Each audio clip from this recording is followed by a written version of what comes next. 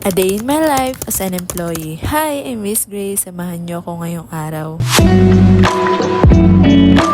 Medyo tinanghali nga ako ngayong araw kaya hindi na ako nakapag-journal and nag-pray na lang ako. Pagkaalis ko nga ng higaan ay dumiretso na agad ako sa CR para maligo at habang naliligo ko nagpapatugtog lang ako ng praise and worship. Bakit ako lang yung bagong ligo pero parang hindi naman fresh?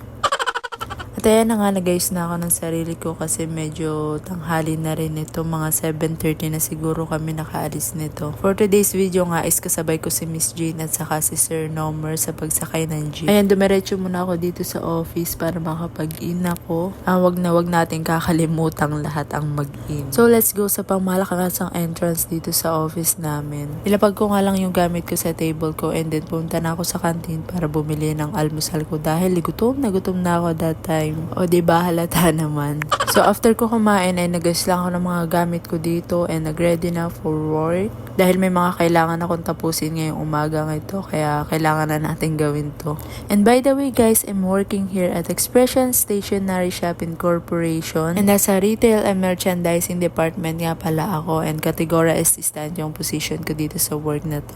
1 year and 5 months na pala ako dito sa Expressions and dito kami sa main office naka-assign. At ngayong araw na ito ay meron ulit kaming training sa Expressions University. 10 AM na to and then papunta na kami dito sa kabilang building dahil nandito yung training. And also may mga iba't ibang department din kami kasama dito and then topic namin ngayon is customer service mindset. And I just want to thank you sa PCD team dahil marami kaming natututunan sa inyo, hindi lamang pagdating sa work kundi pagdating din sa sarili namin. And I just want to thank you dahil na-appreciate nyo yung video na ginagawa ko. Kahit minsan nadi-discourage na ako sa ibang mga tao. Pero thank you sa mga tao rin na nakaka-appreciate sa akin. At ayan, tama na nga ang drama at kumain na tayo ng lunch. And ito lang yung lunch namin ngayon ni Ate Erica dahil bukas may sweldo. After ko kumain ay natulog ako niyan. Tapos ayan, nag-ayos lang ako ng sarili ko and then work again. I think may mga hindi nakakakilala pa rin sa Expressions. Pero guys, ipapakilala ko to sa inyo. Pero hi muna tayo kay Ate Erica. Ayan nga pala yung logo ng Expression. So kapag makakapunta kayo sa mga stores na may ganyan logo, isa amin yan. And stores ng company namin yan. So comment down below kung nakapasok na kayo sa Expressions na store. And next time magbablog din ako sa store ng Expressions. Dati alam nyo ba ito yung favorite kong puntahan at bilhan ng mga school supplies and ng mga pang-arts kasi minsan mahilig din ako magawa-gawa ng mga arts or cartoon sa buhay ko. So that's why pumupunta ako dyan sa Expressions. And sa Tanawan, Batangas ako una nakapunta or nakapasok sa Expressions store. Ayan, galing nga pala ako nito sa kabilang building at nakita ko si Ate Michelle. Hi Ate Michelle, yan, mabait yan at masipag. Sa dami kong ginawa ngayong maghapon na ito is alas 4 na or mga 4:30 na yata ako nakapagkape na ito. Kanina pa kasi akong crave sa pagkakape.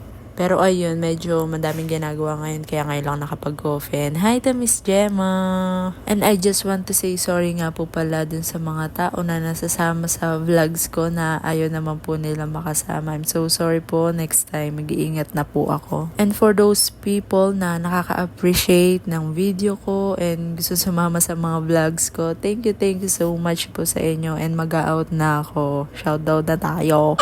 Shutdown pala.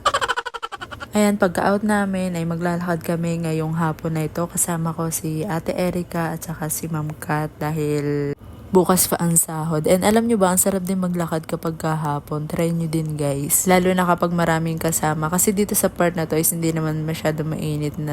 Oh! Uwi na kami guys. Lalakad kami for today. Dahil wala kaming pamasahe. Bukas pa ang sahod. Para pumayat si Ma'am Kat. And ayan, mag-isa na lang ako ulit and papunta na tayo ngayon sa condo natin. Yes, condo. Malaking tulong nga din pala itong condo namin dahil sobrang init ngayon and buti na lang may aircon dito sa condo namin. That's why. Wala naman na akong gagawin ngayong hapon na to kaya dumiretso lang ako sa bahay. Wala kaming ganap, wala kaming kain. Uwi lang talaga.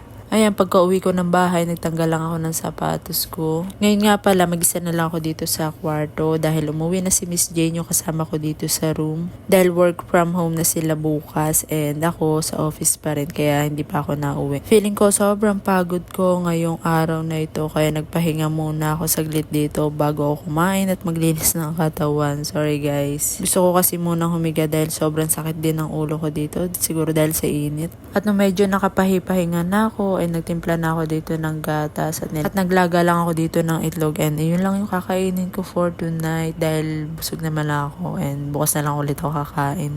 After ko kumain ay naglinis na ako ng katawan ko para makapagpahinga na ako ng dire-diretso dahil sobrang sakit na ng ulo ko. Kaya na nga, uminom na ako dito ng gamot kasi hindi ko na talaga kaya yung sakit ng ulo ko that time. And before nga ako matulog, nag-journal muna ako. Sa cellphone nga pala ako nag-journal kasi naiwan ko nga yung devotional notebook at di ko nadala dito sa dorm. After ko mag-journal is nag-pray na ako and grabe yung presence ng Lord sa gabing ito kasi damandam ako siya and ayun, sobrang thank you Lord sa mga gabing ito at sa araw-araw ng buhay ko dahil napakabuti mo at never ka nagbago. And after ko mag-pray, nagpahinga na ako and yun lang guys, thank you for watching. Bye!